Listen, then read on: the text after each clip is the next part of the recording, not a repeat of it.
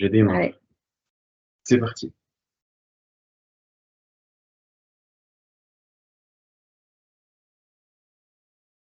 Bonjour à tous. Bienvenue à ce webinaire organisé dans le cadre du Salon Go 2023 de la création reprise d'entreprise. Je suis Coralie Slomian, juriste en droit des affaires à la Chambre de commerce et d'industrie de la Moselle. Vous êtes une entreprise individuelle et vous souhaitez transformer votre entreprise individuelle en société, que ce soit parce qu'aujourd'hui vous êtes en micro-entreprise et que vous allez dépasser les seuils de chiffre d'affaires, ou que ce soit parce que votre activité tout simplement se développe et qu'il devient opportun de passer en société. Nous allons à présent voir ensemble les questions à se poser. N'hésitez pas à poser vos questions via le chat qui est à votre disposition. Vous le trouverez en haut de votre écran dans les deux petites bulles et j'y répondrai à la fin de la présentation. Donc, nous allons voir maintenant quel est l'intérêt de passer en société. Donc, il peut y avoir plusieurs motivations. Alors, la première, ça va être une motivation économique. Donc, il faut bien comprendre que pour développer son entreprise, le chef d'entreprise, il doit augmenter son investissement financier personnel ou faire appel à du crédit bancaire. Cette solution, elle va être adaptée si les capitaux injectés, ils sont minimes. En revanche, on comprend bien que si le volume de capitaux, lui, il va être important, le fait d'être immatriculé en entreprise individuelle, ça peut être un frein. Donc, passer en société, ça va vous permettre de faire entrer de nouveaux associés ou éventuellement de nouveaux actionnaires en fonction de la forme juridique qui va être choisie, qui vont pouvoir injecter des fonds, faire entrer de nouvelles compétences, etc. Il existe une seconde motivation qui, elle, va être juridique. Donc, il faut bien comprendre que la société, c'est une personne morale qui est dotée d'un patrimoine propre. Vous allez voir quand vous allez immatriculer votre société, vous allez devoir notamment ouvrir un compte bancaire qui va être au nom de la société, qui est non plus au nom du dirigeant, mais qui est là réellement au nom de la société. Il y a véritablement un cloisonnement entre le patrimoine du chef d'entreprise et celui de la société. De plus, dans des sociétés de type SARL, SS, ce sont des sociétés qu'on rencontre beaucoup dans la pratique, la responsabilité des associés et ou des actionnaires, elle va être limitée au montant de leur apport dans le capital social, ce qui n'est pas le cas quand on est en entreprise individuelle. Troisième motivation de passer en société, c'est une motivation fiscale. Donc, motivation fiscale, c'est les impôts. Quand on est en entreprise individuelle, les bénéfices de l'entreprise individuelle, ils sont soumis à ce qu'on appelle l'impôt sur le revenu. L'impôt sur le revenu, c'est l'impôt que l'associé ou l'actionnaire paye, qui paye directement sur sa fiche d'impôt personnelle. Il faut bien comprendre que les bénéfices de l'entreprise individuelle vont éventuellement pouvoir s'ajouter à d'autres revenus du chef d'entreprise. De plus, le chef d'entreprise individuel ne va pas pouvoir déduire d'éventuelles rémunérations de son bénéfice imposable. En revanche, si vous passez en société, ce fameux passage en société, il peut permettre au chef d'entreprise de distinguer son imposition personnelle de l'imposition de la société, en choisissant notamment l'IS, l'impôt sur les sociétés. C'est-à-dire que là, c'est la société, avec son patrimoine propre, qui va payer elle-même son impôt. Autre motivation, ça va être la motivation sociale. Donc, qui dit motivation sociale, dit sécurité sociale. Aujourd'hui, vous êtes entrepreneur individuel, ce qui signifie que vous êtes ce qu'on appelle dans le jargon travailleur non salarié, donc affilié à la SSI, sécurité sociale des indépendants. Il se peut que la protection sociale que vous ayez aujourd'hui ne vous convienne pas et que vous souhaitiez une autre protection sociale. Donc là, le passage en société va vous permettre de choisir notamment la protection sociale de ce qu'on appelle les assimilés salariés, c'est-à-dire que les assimilés salariés, ils sont affiliés au régime général de la sécurité sociale, le régime des salariés, qui lui va permettre une meilleure prévoyance et aussi une retraite complémentaire qui va être plus importante que quand vous êtes en entreprise individuelle. Cette motivation sociale aussi, elle peut être motivée par le fait que voilà, dans des projets perso, notamment voilà, si aujourd'hui vous voulez obtenir un prêt immobilier, très souvent la banque va vous demander vos fiches de paye. Quand on est en entreprise individuelle, on n'a pas de fiche de paye. Le fait d'être en société et notamment en SAS ou en SASU va voilà, vous permettre d'établir des fiches de paye. La dernière motivation, ça va être ici une motivation patrimoniale. Donc la motivation patrimoniale, on la rencontre principalement en cas de décès du chef d'entreprise. Donc, si vous êtes aujourd'hui en entreprise individuelle, en cas de décès du chef d'entreprise, l'entreprise individuelle, elle revient en indivision aux héritiers. les héritiers, c'est-à-dire que là, les héritiers doivent à l'unanimité, là c'est vraiment important, donner mandat à l'un d'eux pour gérer l'affaire familiale. On comprend bien que en cas de mésentente entre les héritiers, il peut y avoir une réelle paralysie de la société, de l'entreprise. En revanche, le passage en société, lui, va pouvoir permettre d'éviter ce fameux régime de l'indivision. C'est-à-dire que là, les héritiers, ils vont se partager les droits sociaux. Les droits sociaux, c'est les titres, hein, les parts sociales en SARL, les actions en SAS, et non plus le patrimoine de l'entreprise. De plus, la transmission d'une société est beaucoup plus facile, hein, que la transmission d'une entreprise individuelle, car le chef d'entreprise a la possibilité de céder ses titres progressivement. Ses titres, donc ses parts sociales ou ses actions. Il peut les céder plus facilement à ses héritiers. Maintenant, nous allons voir comment transformer donc l'entreprise individuelle en société. Donc aujourd'hui, il existe deux mécanismes pour transformer son entreprise individuelle en société. Le premier, ça va être l'apport de l'entreprise individuelle. C'est-à-dire que l'entrepreneur, il va apporter le patrimoine professionnel de l'entreprise individuelle à la société qu'il va créer. Cet apport, il va permettre d'alimenter ce qu'on appelle le capital social. En contrepartie, le chef d'entreprise, il devient associé si c'est une SARL, actionnaire, c'est une SAS, et il va obtenir des droits sociaux. Le deuxième mécanisme pour transformer l'entreprise individuelle en société, ça va être par cession de l'entreprise individuelle. C'est-à-dire que là, on est dans le cas de figure où l'entrepreneur individuel, il va vendre son fonds de commerce à la société qu'il va créer. Donc là, la société, elle va pouvoir financer l'achat de ce fonds par un emprunt bancaire qu'il conviendra de rembourser grâce aux résultats de l'activité. Dans les deux cas, voilà, selon dans les deux mécanismes que vous allez choisir, la procédure sera la même. Dans un premier temps, vous allez immatriculer la société. Dans un second temps, vous allez soit apporter l'entreprise individuelle à la société ou tout simplement vendre le fonds de l'entreprise individuelle à la société. Donc là, l'origine du fonds de la société, ça sera un achat. Et une fois que le fonds a été vendu ou qu'il a été apporté à la société, il conviendra de radier votre entreprise individuelle. Donc maintenant, nous allons voir comment choisir la forme juridique de la nouvelle société. Donc là, il existe plusieurs critères à prendre en compte. Donc là, je vous en ai listé quelques-uns, hein. Cette liste n'est pas du tout exhaustive, mais c'est vraiment voilà, les critères principaux qu'il faut prendre en compte.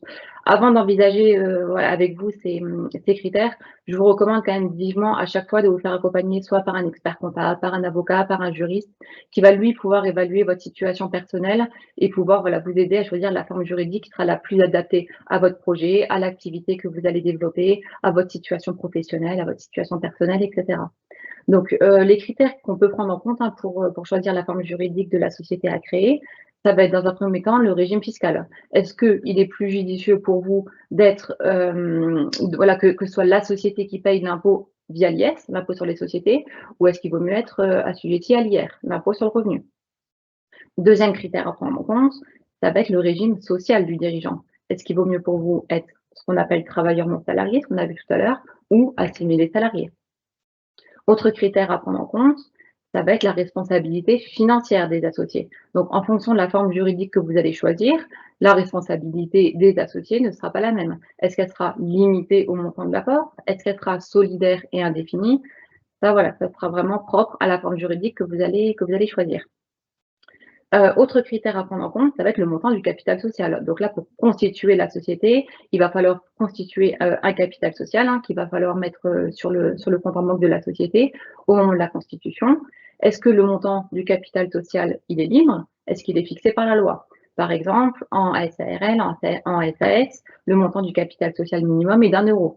En revanche, si vous voulez constituer une SA, une société anonyme, le montant du capital social s'élève à 37 000 €. Dernier critère qu'on peut également prendre en compte, mais comme je vous le disais, cette liste n'est pas du tout exhaustive, ça va être les droits d'enregistrement en cas de cession.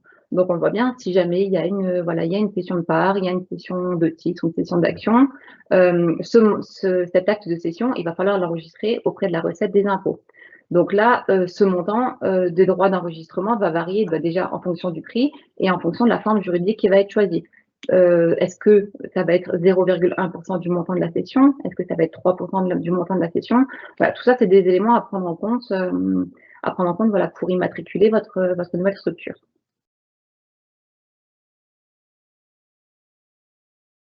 Là, donc on a fait voilà, un ensemble voilà, des points à aborder pour développer votre société. Si vous avez des questions, voilà, n'hésitez pas à nous les poser via le chat.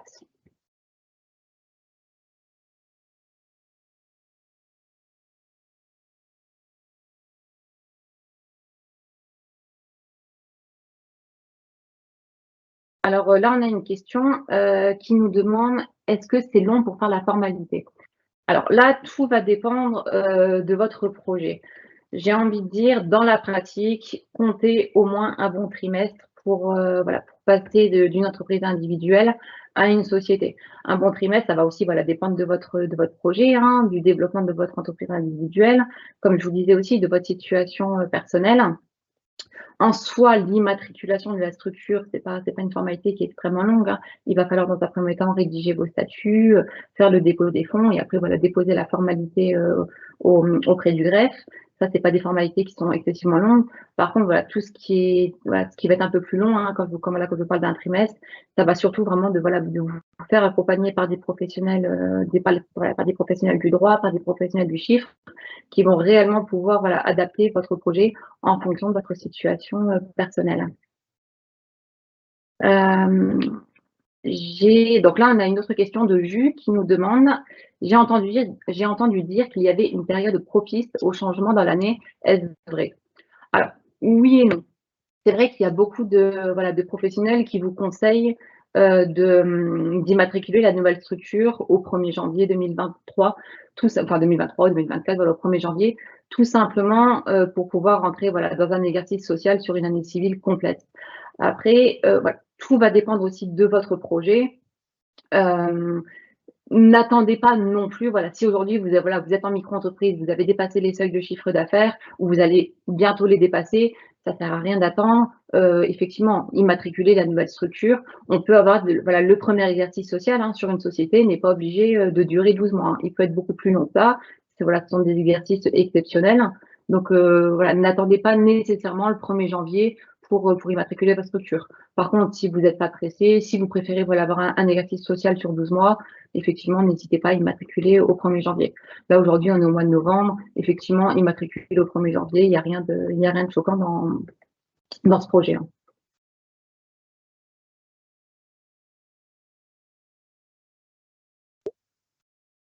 Alors, on a une autre question.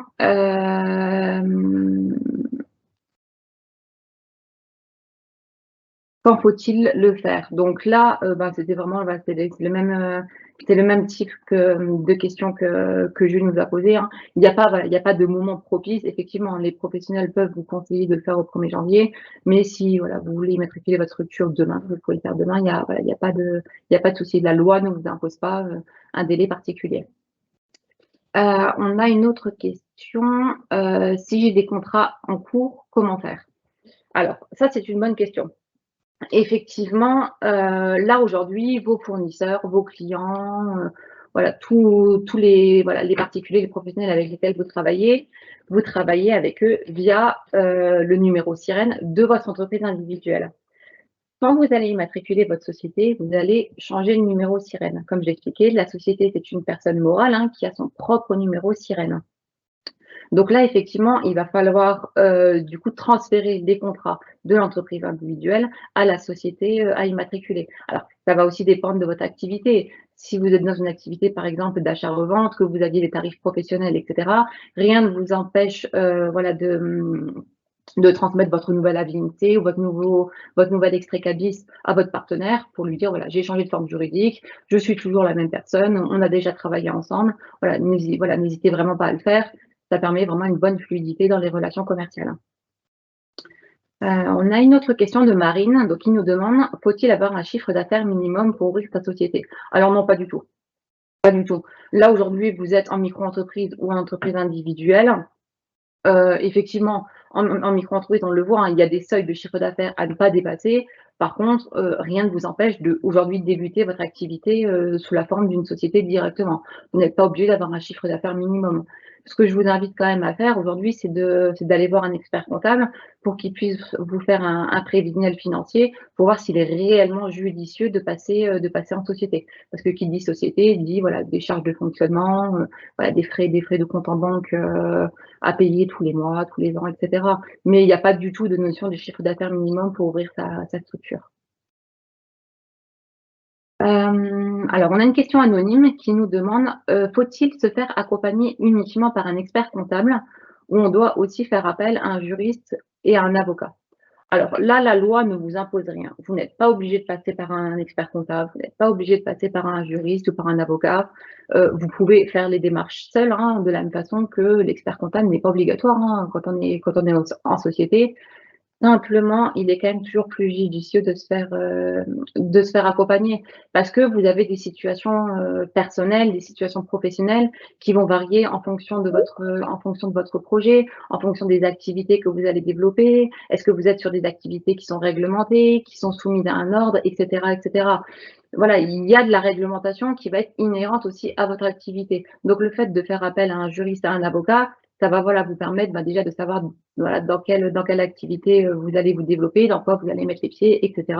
L'expert comptable, c'est toujours bien, voilà, pour notamment, voilà, faire un prévisionnel financier pour voir au moins votre prévisionnel sur les trois prochains exercices.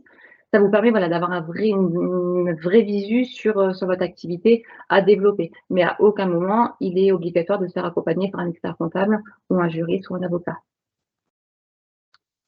Donc écoutez, je pense qu'on a fait le tour, hein. Nous arrivons au terme de ce webinaire. Donc je vous remercie pour votre participation active. Vous pourrez retrouver cette visioconférence sur YouTube.